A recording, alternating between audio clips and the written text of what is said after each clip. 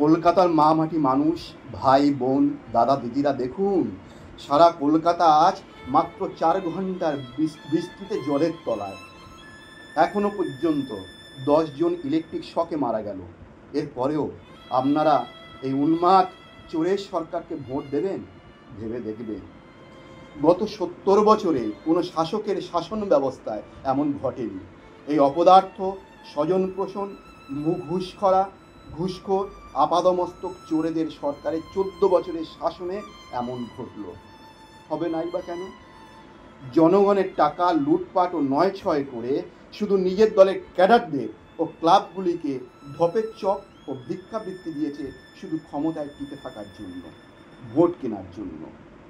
বর্তমানে টেকনোলজি এত উন্নতি হওয়া সত্ত্বেও গত 14 বছরে এই অযোগ্য অপদার্থ সরকার নদী, নালা, বাঁধ ও রাস্তার কোনো সংস্কার করেনি।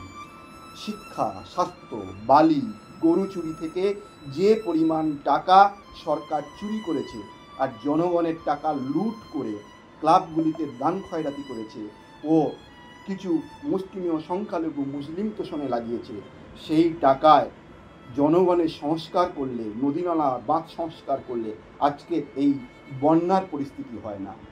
প্রত্যেকটা নালার মুখে পলিথিন, গার্বেজ, নোংরা একাকার হয়ে আছে। অপদার্থ সরকার শুধু দান খয়রাতি করে রয়েছে, পোষণ করে গেছে, কিচ্ছু দেখেনি। হবে না কেন? সরকারকে, এই অযোগ্য সরকারকে আপনারা ফের ভোট দেবেন কিনা সেটা আপনাদের বিবেচ্য। আপনারা যদি মানুষ হয়ে থাকেন, যদি সচেতন হয়ে থাকেন, তাহলে কেরালার মতো প্রতি 5 বছর অন্তর অন্তর সরকার চেঞ্জ করুন। ভালো কিছু করুন, জনগণের স্বার্থে, দেশের স্বার্থে।